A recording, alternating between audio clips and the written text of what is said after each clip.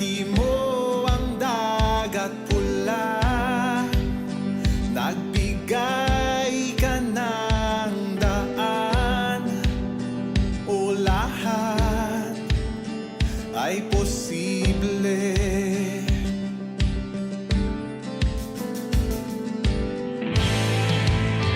kaya't sa'yo ako'y mananalig.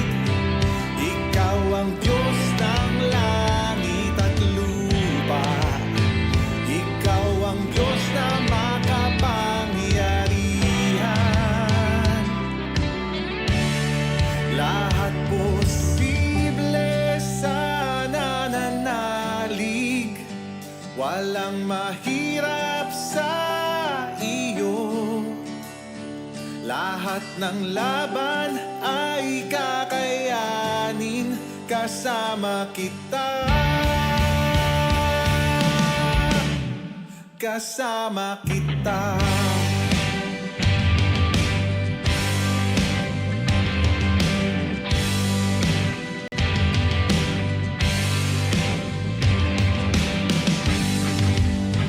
Walang bagyo na hindi tatahan, mararanasan ang kapayapaan.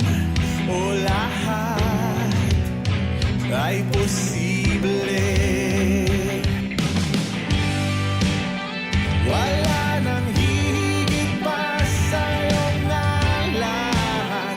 Jesus, sa'yo ang katagumpayan. O lahat ay posible,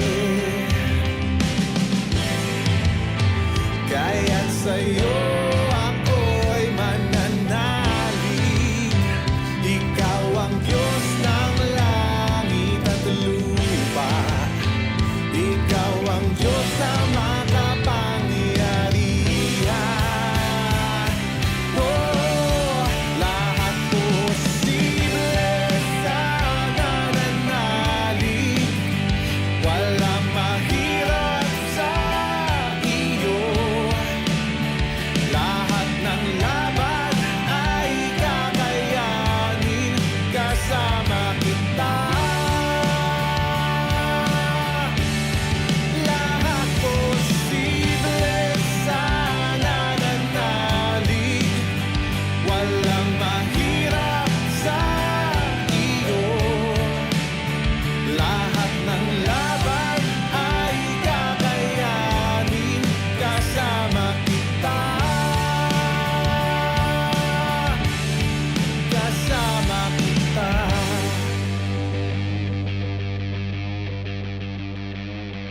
Sa isang salita mo ay may magbabago, kagalingan, kaligtasan ay matatamo. Dakila, dakila, dakila ang ngalan mo.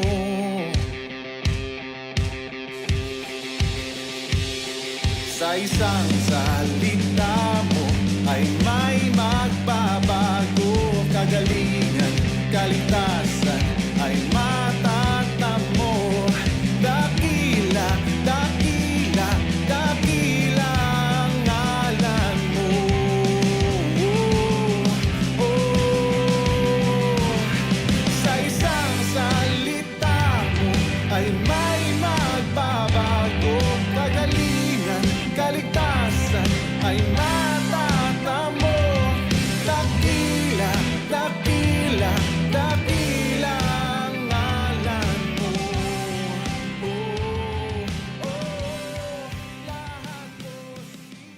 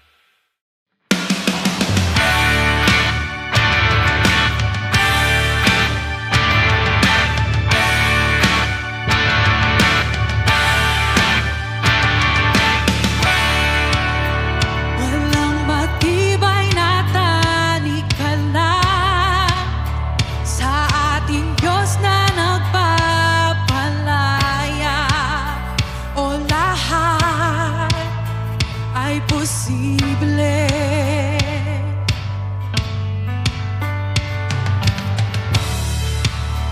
Hinati mo ang dagat pula, nagbigay ka ng daan, o lahat ay posible.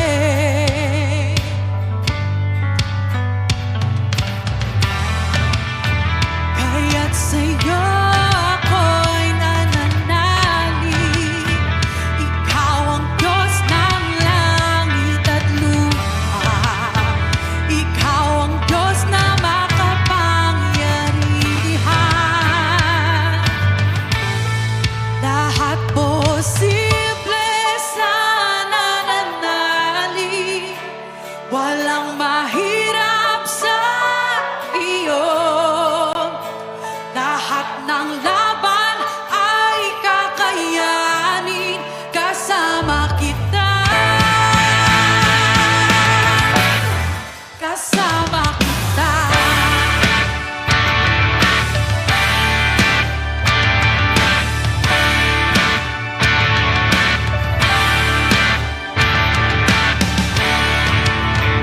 Walang bagyo na hindi tatahan, mararanasan ang kapayapaan, o lahat ay posible.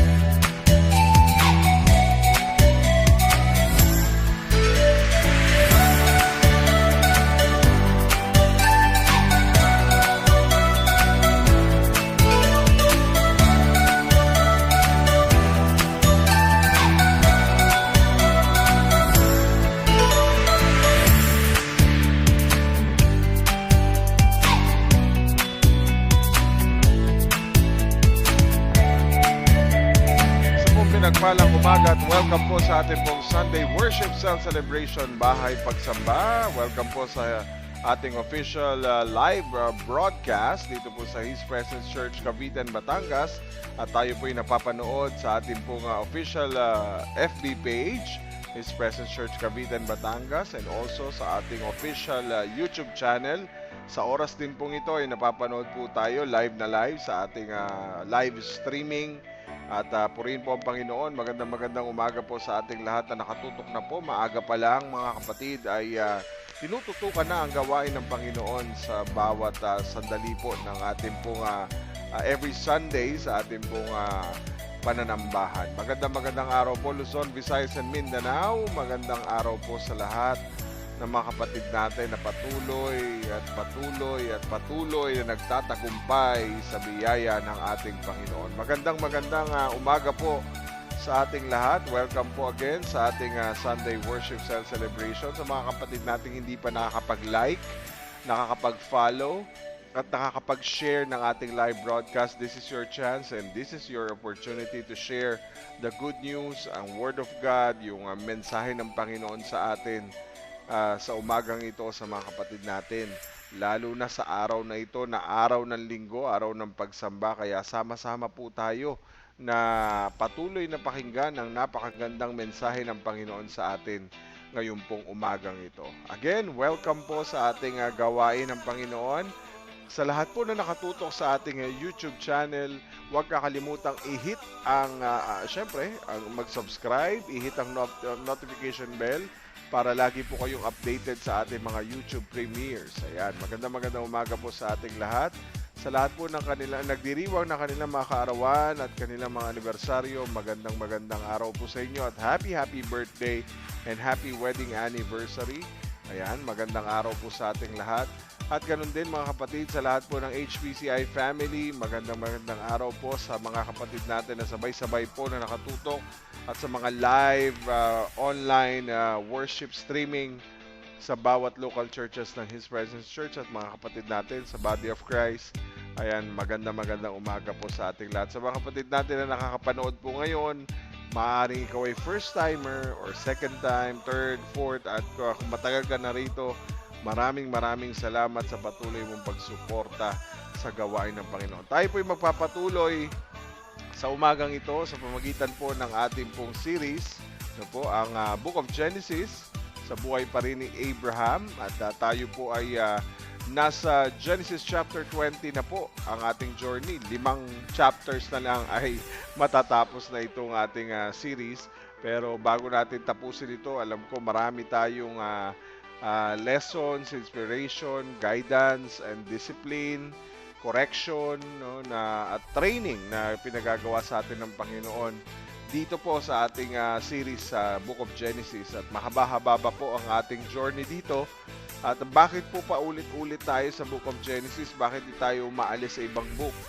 Dahil po marami pang itinuturo ang Panginoon sa atin. Mula po sa simula hanggang sa mga susunod po mga books na atin pong bubulayin at nanamnamin ang salita ng Panginoon sa bawat linggo. Ayan. Bakit ganito yung series ni Pastor? Kasi po, mas lalo nating mas mauunawaan, mas lalo nating mas makikilala ang Panginoon sa pamagitan po ng ating series, ng ating journey sa Book of Genesis. And we are praying and we are hoping na by the next book sa Exodus ay mas lalo nating mas makilala ang Panginoon sa pamagitan po ng mensahe ng salita ng Diyos. Tayo po ay nasa ika-4 na bahagi, kundi po ako nagkakamali. Ito po ika-4 na bahagi na po ng ating series. At tayo po ay patuloy na nagpapasalamat sa Lord sa patuloy na kalakasan at karunungan, kaunawaan, kaalaman na pinagkakaloob sa atin ng ating great teacher, ang ating dear Holy Spirit. Kaya nagpapasalamat po tayo sa Panginoon. Okay? So tayo po ay sandaling manalangin. Simulan po natin ang gawain ng Panginoon ngayong umagang ito ng ating panalangin at pasasalamat. Let us all pray. Ama naming Diyos sa makapangyarihan sa lahat, kami po ay nagpapasalamat sa panibagong araw na ipinagkaloob mo po sa amin ngayong pong umagang ito. Salamat Lord dahil kami po ay patuloy na nagtatagumpay sa iyong biyaya, sa iyong kalakasan, sa iyong pag-iingat, sa iyong proteksyon. Ay kami po ay nagkasama-sama sa ikalawang linggo sa buwan ng Mayo. Salamat Lord dahil sa bawat araw at sandali ng aming buhay, hindi mo kami iniiwan, hindi mo kami pinababayaan. Lagi kang nandyan, handang kami buhusan ng iyong sukdulang biyaya at iparana sa amin ang iyong pagpapatawad, pagtulong sa amin sa pagtatagumpay sa bawat araw at hamon ng buhay. Maraming maraming salamat po. Patuloy Lord na kami po'y nananabik sa iyong gagawin sa amin ngayong umagang ito. Kahit kami po'y nasa online lamang ay kami po ay alam namin katatagpuin mo kami. Alam namin Lord na kami po ay makakaranas ng iyo pong pagkilos at paggawa sa aming mga buhay sa araw pong ito. Kaya Lord, we are so blessed, Lord God, to be with you, to be in your presence, O God, to be present, Lord God, sa gawaing ito. Maraming maraming salamat po sa iyo pong patuloy na pagbibigay sa amin ng puso at ng sandaling ito ng oportunidad na ikaw ay aming makatagpo at makapaniig sa pamagitan po ng iyong mga salita. Lord, ihanda mo po ang aming mga puso, ihanda niyo po ang aming mga isipan, ihanda niyo po ang aming mga buhay. Patuloy, Lord, naming pinasisiyasat, aming banal na spirito, ang pinakamalalim sa aming mga puso, Panginoon, sa anumang bahid ng karumihan, kasalanan, mga bagay na hindi po nakalulugod sa iyong harapan. Patawarin niyo po kami, Panginoon, at patuloy mo kaming tulungan at tulungan mo kaming matutong magsisi at patuloy na hingi ng iyong pagbabago sa aming mga buhay sa kabila ng aming mga pagsuway, paglaban, resist Panginoon sa iyo ay patuloy Lord na dalangin namin na kaming lahat ay mapatawad mo at malinis mo ng iyong banal na dugo. Lord, tulungan mo kami bawat isa sa amin, Lord, sa umagang ito ay makatagpo po kayo. Bigyan mo po kami ng pananabik sa iyong presensya, pananabik sa iyong salita, pagkauhaw, pagkagutom, Panginoon, sa iyong mga salita. Kaya Lord, touch your people's heart and Lord, touch us with your presence, with your anointing, Lord God, with your power, O God, our dear Holy Spirit. Lord, we ask for your wisdom, for your knowledge and understanding. Thank you, Lord, dahil ikaw po ang magbibigay sa amin ng karunungan. Kayo po ang magtuturo sa amin from the start till the end of this online service. Kaya Lord, salamat kahit na nasa online, kinakatagpo mo kami, sinasamahan niyo po kami, Panginoon. Maraming, maraming, maraming salamat po. Salamat, Lord, dahil sa pagkakataong ito kami buhay, malakas, patuloy mong ginagamit para sa iyong kapurihan. Maraming, maraming, maraming salamat po, O Diyos. Sa iyo ang lahat ng papuri. Ikaw po magpastor sa amin. Kayo po magturo sa amin. Kayo po ang gumabay sa amin. Kayo po ang manguna sa amin. Kayo po ang patuloy na maghayag ng katotohanan sa buhay at puso ng iyong mga anak sa umaga pong ito. Maraming maraming salamat po. We give you all the glory, honor, and praise. You alone deserve to be glorified this morning, Lord God, and the whole life sa aming mga buhay. Maraming maraming salamat, Lord, sa iyong lahat ng papuri sa pangalan ni Kristo Jesus at sa kapangyarihan ng Santong Espiritu. Amen.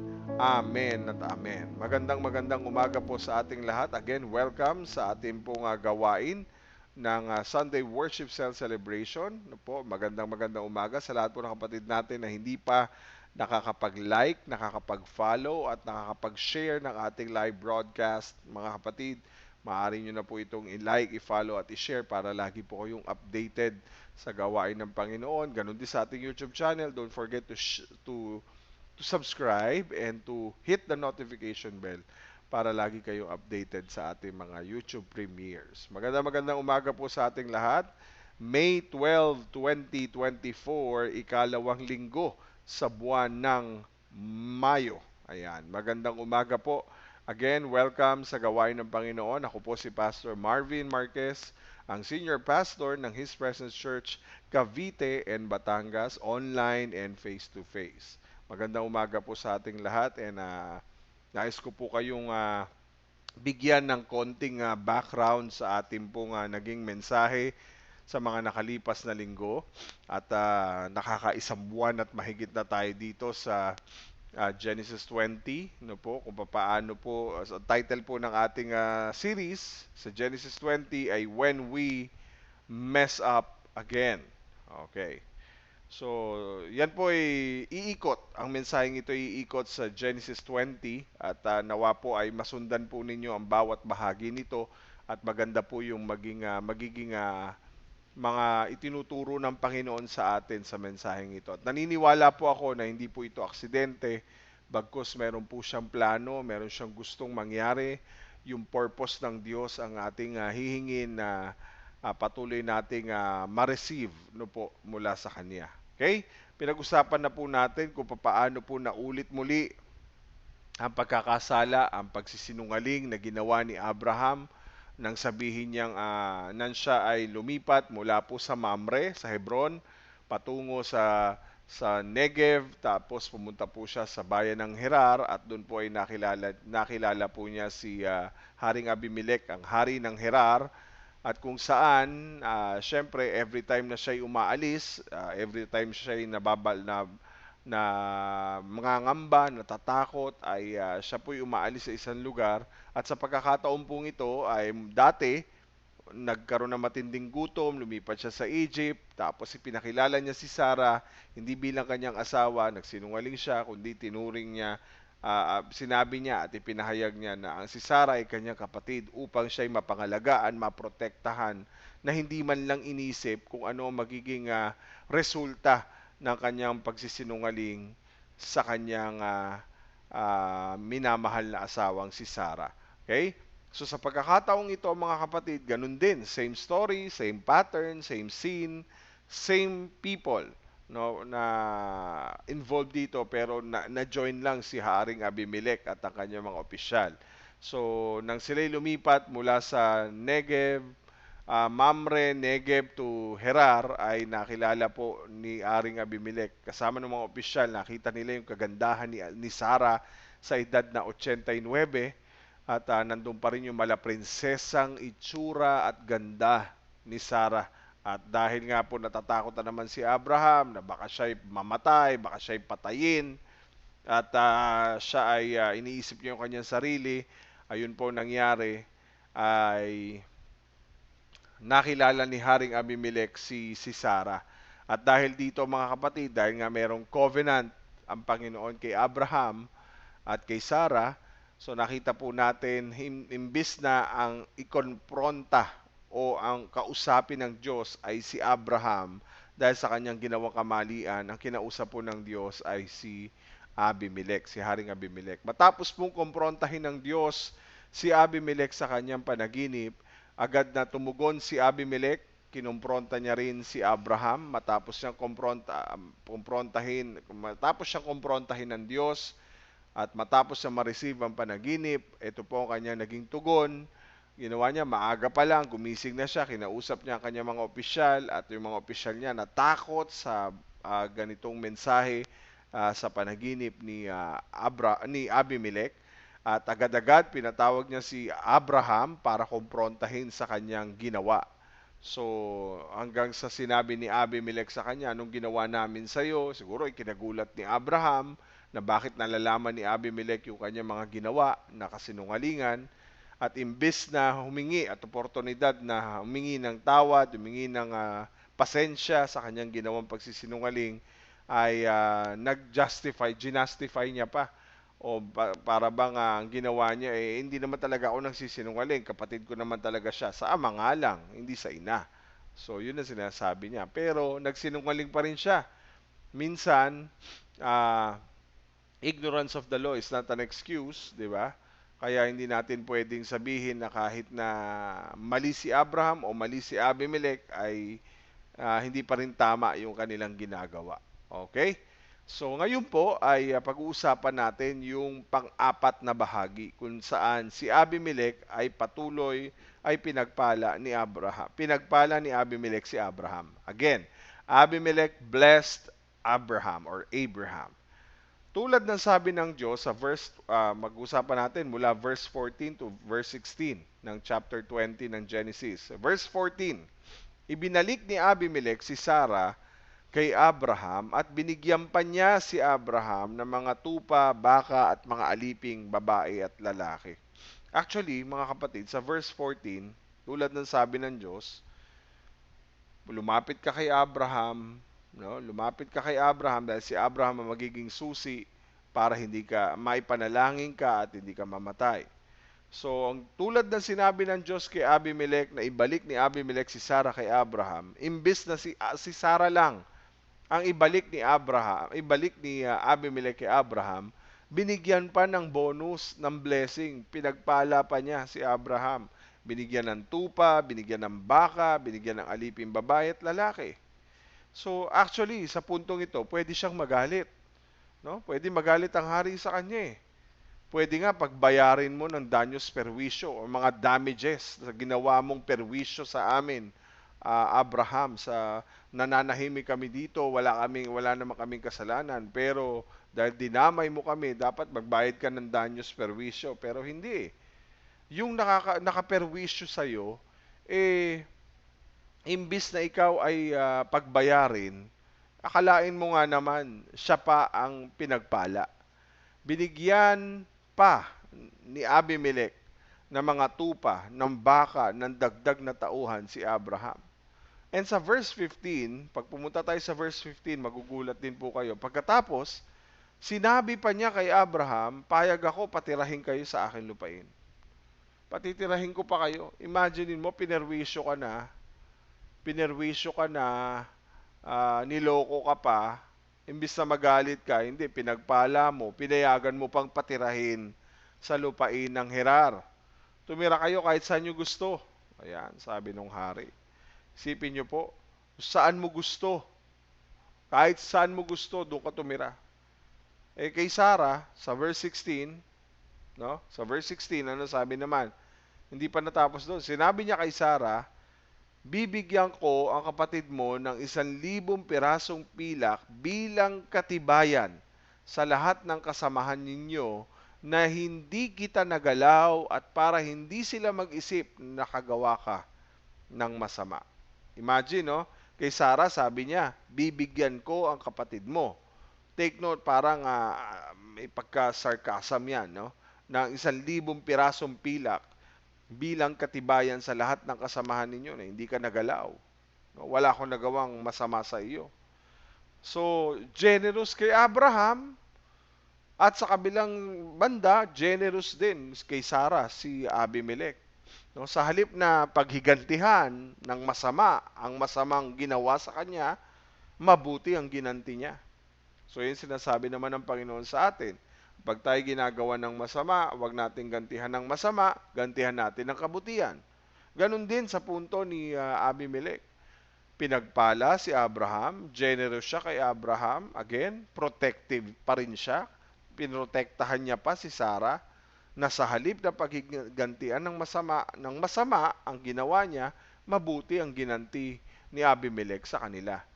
Ibig sabihin mga kapatid, kasi malaki pong dagok ito sa panahong ito na malaman na maaaring nagalaw nga ng hari at nasira nga ang kredibilidad nitong si Sarah dahilan sa may asawa na ay alam niyo po big deal sa kanila kasi natural law during that time na hindi ka pwedeng makiapid at alam nila kasalanan yun sa Diyos.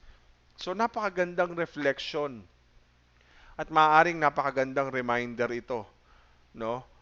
Kay Abraham na kung gaano kabuti, hindi lang si Abimelech kasi parang typical type na titingnan natin, no? Ganun magmahal ng Diyos eh, no? Doon natin makikita, it's a reflection, it's a reminder kay Abraham at sa ating lahat kung gaano kabuti ang Diyos, kung gaano ka-gracious ang Diyos, kung gaano ka-generous ang Diyos sa mga taong undeserving katulad ni Abraham at katulad natin. Kahit sa panahon na si Abraham ay naging unbelieving, kahit sa panahon na si Abraham ay naging unfaithful sa kanya. At ganyan din naman dapat, no? Nagantihan ng mga taong gantong sitwasyon natin, no? Sa halip na gantihan ng tao nagkakasala sa atin, bigyan natin sila ng ganti ng kabutihan at hindi kasamaan. Imagine mga kapatid, instead na siya'y parusahan, instead na si Abraham ay magdusa, naging sa kabilang banda, naging prosperous pa siya, naging matagumpay at umunlad pa yung kanyang buhay.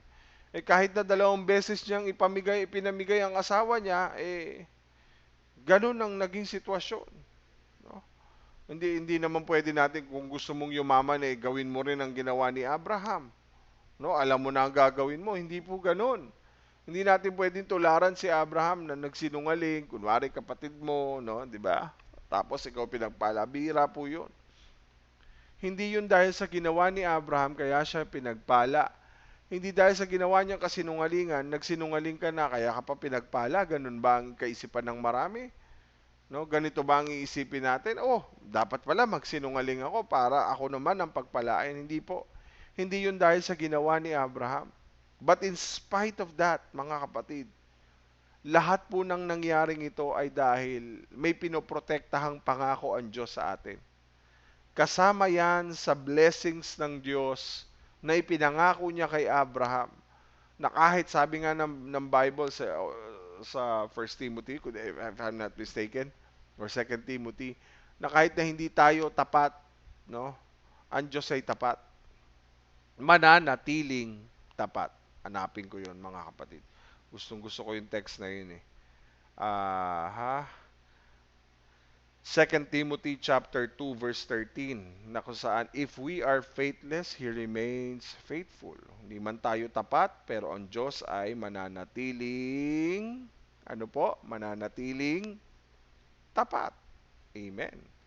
So sa puntong ito po'y reflection at reminder sa atin. Yung buhay ni Abraham at yung ginawa ni Abimelech kay Abraham, hindi lang kay Abraham, kundi kay Sarah. So, yumaman si Abraham, naging prosperous siya, hindi dahil sa kasinungalingan niya, but because of the promise of God. Kasama yan sa pangako ng Diyos, kasama yan sa covenant ng Diyos, that the Lord will bless him, no? Kasama yan sa covenant na ginawa ng Panginoon para kay Abraham. Itinuturo ba nito sa atin na ang kinindi natin, no? Itinuturo ba sa atin ng mensahe ngayong umaga na ang kinindi natin yung health and prosperity dahil sa pangako ng Diyos kay Abraham? Alam niyo po, pwedeng marami sa atin yumaman, no? Pwedeng yayaman ang iba sa atin, no? Pwedeng ang iba naman ay hindi, sakto lang. Pwede namang yumaman tayong lahat, no? Meron namang iba na daranas ng paghihirap, merong ganun eh. So, ibig sabihin, hindi po ito nakadepende kung mas faithful ka sa Diyos o hindi. Kaya nga minsan, magugulat tayo, merong tao na mayaman, hindi naman tapat sa Diyos. Meron namang mahirap, pero tapat sa Diyos. Meron namang sakto lang, hindi rin naman faithful kay God. At meron namang sakto lang ang buhay, pero tapat sa Diyos. So, hindi ibig sabihin na ito'y dahil sa katapatan ng Diyos, no? Ang pagyaman, ang pagpapala ay hindi lang basta dahilan sa katapatan ng Panginoon. At di naman ibig sabihin na kapag naghihirap ka, ay hindi ka na faithful kay God, na hindi ka na blessed. Because sabi ng Ephesians chapter 1 verse 3 to 4, purihin natin ang Diyos at ang Ama ng ating Panginoong Jesucristo dahil sa pakikipag-isa natin kay Kristo. Ibinigay sa atin ang lahat ng pagpapalang espiritual mula saan? Mula sa lupa? Hindi. Mula sa impyerno? Lalong hindi. Mula sa langit. So bago pa man niya likain ang mundo, pinili niya na tayo, pinili ka na ng Diyos para maging banal at walang kapintasan sa paningin niya dahil sa pag-ibig niya. So sa puntong ito, if you are in Christ, you have received every spiritual blessings in the heavenly places. Amen? So biyaya ng Diyos yun. Kaya nakatanggap si Abraham ng pagpapala ay dahil sa biyaya ng Diyos. Higit pa sa mga kayamanan ng mundong ito ang tinanggap niya. Hindi naman niya, yung biyayang ito ay hindi niya deserve. Tapat o hindi, andun yung biyaya ng Panginoon na ipinagkakaloob sa atin dahil meron siyang pangako sa atin. So paano mo tinanggap yung kayamanan na galing sa biyaya ng Diyos? Lahat po yan ay dahil kay Kristo. Ayan o, dahil sa pakikipag-isa natin kay Kristo, ibinigay niya sa atin ang lahat ng pagpapalang espiritual mula sa langit. Mula sa langit. Amen. So, siya ang fulfillment ng Abrahamic covenant. Si Jesus ang fulfillment ng blessing sa buhay natin. If you have Jesus, you have the spiritual blessing. All spiritual blessing. Lahat ng pagpapalang spiritual mula sa langit ay nais ng Diyos malaman mong ipinagkaloob na sa iyo kahit na hindi ka karapat-dapat. No? Si Jesus ang fulfillment ng pangako ng Diyos kay Abraham at kay Sarah at pangako rin ng Diyos sa atin. Jesus is far greater than Abraham. Again, Jesus is far greater than Abraham. Ang laki ng pagitan ni Jesus kay Abraham, ni hindi siya nagsinungaling. Lahat ng sinasabi ni Jesus ay katotohanan dahil si Jesus mismo ang katotohanan. John chapter 1 verse 16. Sa kasaganaan ng kanyang biyaya ay tumanggap tayong lahat ng sunod-sunod na pagpapala. So kaya tayo pinagpapala hindi dahil tayo'y deserve natin tayo'y pagpalain, no?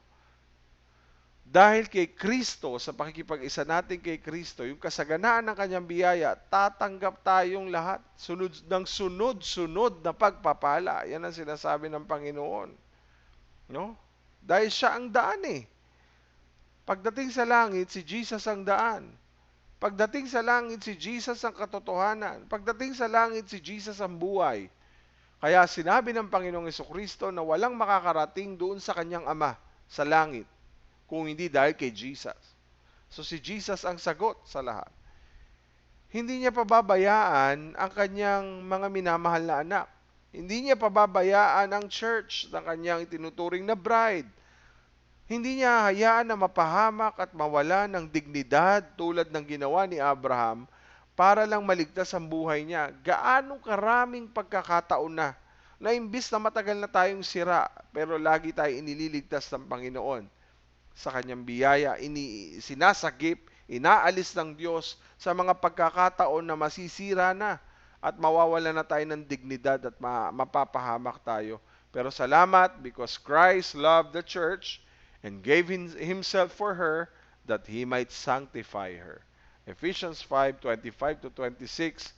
Mga lalaki, mahalin ninyo ang inyong asawa tulad ng pagmamahal ninyo ni Kristo sa kanyang iglesia. Paano minamahal na dapat mahalin ng lalaki ang kanyang asawang babae at dapat tulad ng pagmamahal ni Kristo sa kanyang iglesia. Paano ba niya pinakita ang pagmamahal sa kanyang iglesia? Inihandog niya ang kanyang sarili para sa iglesia upang maging banal ito matapos linisin sa pamagitan ng bautismo sa tubig at ng salita ng Diyos.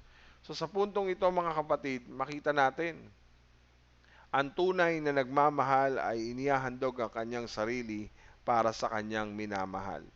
Ginawa yun ni Abraham kahit alam niyang salungat sa kalooban ng Diyos dahil sa takot na siya'y patayin. Sipin mo, ang sinasabi ng Panginoon, kabaliktaran nga sa ginawa ni Abraham, sa takot niyang mapatay, no? Ay pinain niya na lang yung sarili niyang asawa. No? Sa takot na siya'y baka patayin. Baka hindi naman siya sure, pero si Kristo, sure na sure siya. Na kinabukasan, papatay na siya eh. At talagang pinatay siya. Alam niya na mamamatay siya. Alam niya na kalooban ng Diyos ang dapat masunod, mamamatay siya. Naalala niyo sa Garden of Gethsemane? Kahit hirap na hirap ang loob niya dahil sa bigat na kanyang dadaanan sa kanyang magiging gagawin na pagbayad ng kanyang buhay para sa ating kasalanan, alam niya no? At talagang pinatay siya. Kinabukasan, bago siya mamatay, bago niya danasin ang hirap at talagang maranasan ang kamatayan, pero ang kanyang panalangin, makikita natin, not my will, but yours be done. Mga kapatid, pinagpapala tayo ng Diyos hanggang ngayon, kahit sa kabila ng kapalpakan natin. Minamahal tayo ng Diyos hindi dahil sa karapat-dapat tayong mahalin. Minamahal tayo ng Diyos dahil mahal niya tayo. At dahil pinili niya tayo. At naniniwala po ako, sa kabila ng ating mga kapalpakan, sa kabila ng ating mga kasiraan, sa kabila ng ating mga kahinaan, pinagpapala tayo ng Diyos dahil sa kanyang biyaya. Hindi bilang kabayaran sa mga ginagawa nating kabutihan, hindi dahil sa mabuti tayo sa ating kapwa, hindi dahil sa naglilingkod tayo sa Diyos kung bakit tayo pinagpapala, kundi kaya tayo pinagpapala ng Diyos ay dahil sa biyaya ng Panginoon. May Kristong gumawa ng tunay na pagsunod. Wala naman tayo magagawa kahit na sumunod tayo o hindi. Mga kapatid, makikita natin yung punto ng Diyos Merong Kristo na namatay, sumunod, nagsakripisyo, ginawa ang lahat para sa atin. Sa kabila ng ating mga kakulangan, makita sana natin na kaya tayo nakakatanggap ng ganito, kaya tayo matatag ngayon, kaya tayo nagpakakapagpatuloy dahil sa Panginoon. Dahil kung hindi, matagal na tayong bagsak, matagal na tayong wala, matagal na tayong sira. Salamat sa Panginoon.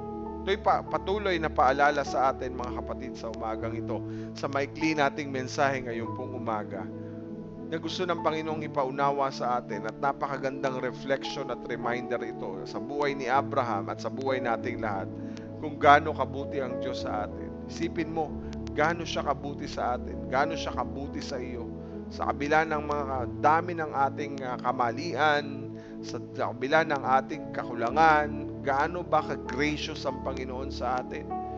Gaano ba siya kamapagpasensya? Gaano ba siya kamapagpatawad? Gaano ba siya ka-generous sa kabila ng ating mga kakulangan?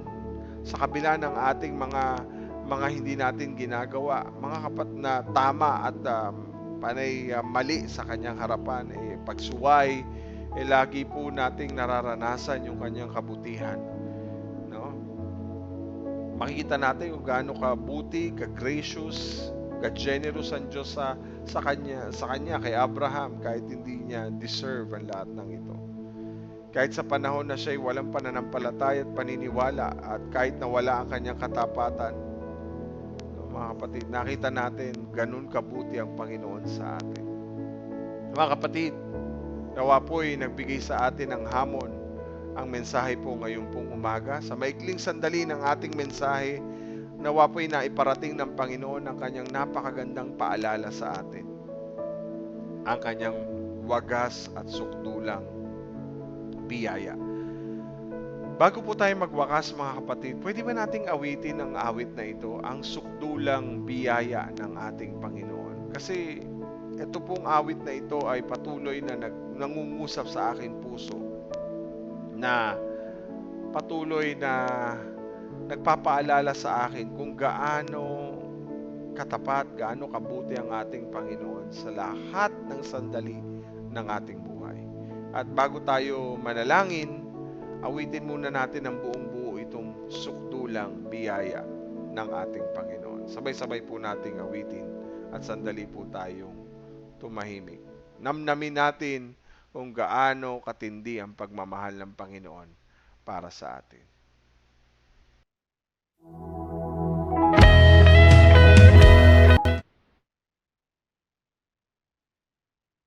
Wait lang po. At medyo nagkaroon lang ng aking gusto ko makita ninyo po kung gaano kaganda yun Teka lang, nagkaroon lang ng technical error. Sabay-sabay po nating awitan ng Panginoon at damhin ang sukdulang biyaya ng ating Panginoon.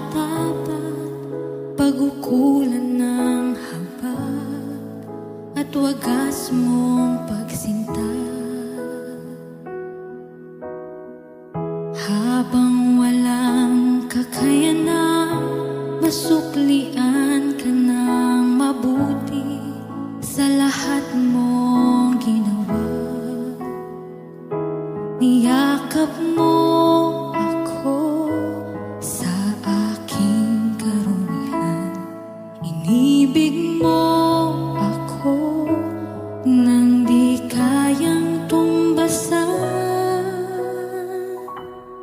O Diyos ng katarungan at katuwiran na kahit minsa'y di nabahiran ng kabanalan, kaluwalhatian. Salamat sa sukdulang biyaya mo, O Diyos ng pag-ibig na mas malawak pa kaysa aking mga pagkakasala. Higit pa sa buhay ko, salamat sa sukdulang biyaya mo. Minsan pa ating awitin.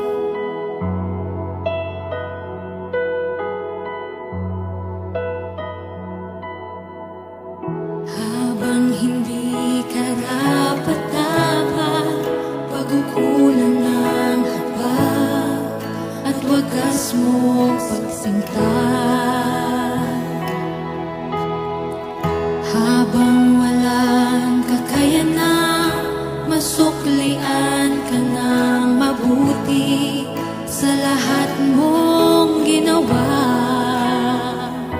Niyakap mo ako sa aking karumihan.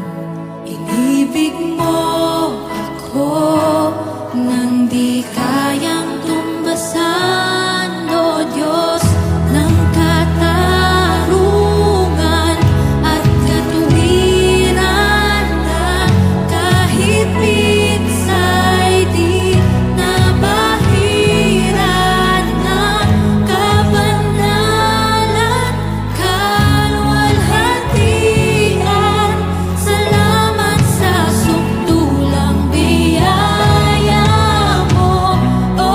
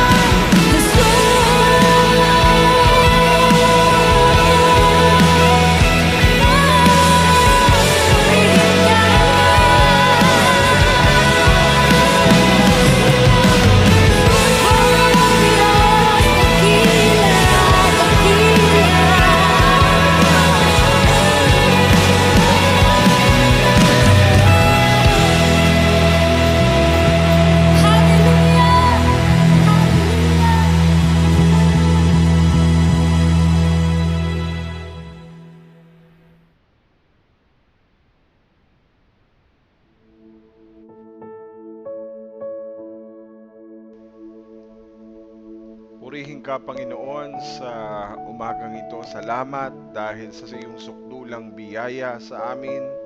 Salamat, Panginoon, sa kabila ng aming mga kakulangan, sa kabila ng aming mga kapalpakan, sa kabila ng aming mga kahinaan. Patuloy, Lord, na iyong pinapadama sa amin ang iyong sukdulang biyaya sa aming lahat. Maraming salamat, Panginoon, dahil sa kabila ng aming mga pagkakasala, imbis na ganti ng pagpaparusa ang aming maranasan, ginantihan mo kami ng mabuti at kami yung pinagpala. Hindi kasamaan ang iyong pinakita sa amin, bagkus pinakita mo sa amin, katulad ng buhay ni Abraham, ay pinakita nyo ang iyong katuparan at pagnanais sa matupad ang iyong pangako sa Kanya. Ganon din sa amin, Panginoon. Salamat sa buhay ni Kristo Jesus, sa lahat ng mga ginawa niyang sakripisyo, sa lahat ng kanyang ginawang paghihirap at maging sa kamatayan sa krus ng Kalbaryo. Isang patunay, Panginoon, ng iyong walang sawa at walang pwedeng sumukat at makaabot ng iyong matinding pagmamahal para sa aming lahat. Salamat, Panginoon, dahil ang mga bagay sa aming buhay ay tunay na ikaw ang dahilan. Kung kami nasa iyo, kung kami ay na kay Kristo, tinanggap namin ang spiritual blessing na nais mong ipagkaloob sa iyong mga anak na pinili. Salamat, O Diyos Ama, sa iyong biyaya, sa iyong pagmamahal. Salamat sa biyaya mo, O Diyos, na higit pa sa kayamanan ng mundong ito. Salamat, O Diyos, dahil ikaw mismo, O Diyos, ang katuparan at katugunan ng aming mga dinadaanang. Ikaw ang katugunan at ikaw ang kasagutan at fulfillment ng covenant na pinakita mo kay Abraham. Salamat sa kasaganaan ng iyong biyaya. Salamat dahil kaming tumatanggap ng lahat ng kaming lahat na tumatanggap ng sunod-sunod na pagpapala, hindi dahil sa aming katapatan, hindi dahil sa aming naging pagsunod lamang, kung hindi dahil sa iyong biyaya, dahil sa aming pakikipag-isa sa iyo. Maraming salamat, Panginoon. Hanggang sa ngayon, sa kabila ng aming kapalpakan, hindi po ito, Panginoon, hindi po ito naging hadlang para kami iyong pagpalain. Pinagpapala mo kami, O Diyos, hanggang ngayon, kahit hindi kami karapat-dapat, hindi bilang sa kabila ng aming kapalpakan, hindi bilang kabayaran sa mga ginawa mo naming kabutihan o ginawa naming paglilingkod sa iyo, kundi dahil sa pagsunod at sakripisyo na ginawa ni Kristo para sa amin. Salamat, Panginoon, sa series na ito. Salamat sa lesson na ito na iyong pinagkaloob sa amin ngayong pong umagang ito. Ikaw po ang aming pinapupurihan, ikaw po ang aming itinataas sa matamis sa pangalan ni Kristo Jesus at sa kapangyarihan ng Santong Espiritu. Amen. Amen at amen. Magandang umaga po sa ating lahat. Next week, ang ating sa biyaya ng Lord, ito po ang ating panghuling part o bahagi ng ating pong Book of Genesis sa Genesis 20, When We Mess Up Again. So, nawa po ay magkita-kita po tayo sa susunod na linggo sa ating huling yugto ng ating series sa Genesis chapter 20 at papunta na po tayo sa Genesis 21. Maraming salamat po. God bless you. To God be all the glory. Have a great weekend, everyone. Tandaan po natin, kahit ano pa ang anumang bagay na ating nagawa, salamat dahil sa sukdulang biyaya ng Panginoon ang siyang ipinaranas sa atin sa pamagitan ni Kristo Jesus. Thank you, Jesus. Lahat ng pangit sa amin, kinuha mo, at lahat ng maganda ipinagkaloob mo sa amin. Salamat dahil ikaw lang ang kayang magbigay sa amin ng lahat ng ito. Maraming salamat po at God bless you. Magkita-kita tayo muli. To God be all the glory. If you want to become a blessing, nais mo na talagang ikaw ay magtapat sa Panginoon sa pamagitan ng iyong tithes and your offering, you can give it online sa pamagitan ng mga online platforms natin. After this, makikita po ninyo. Maraming salamat po. Glory to God. God bless you. God loves you so much. And we love you and we are always praying for you. Magandang araw po at magkita-kita po tayo sa susunod na linggo. God bless you. Glory to God.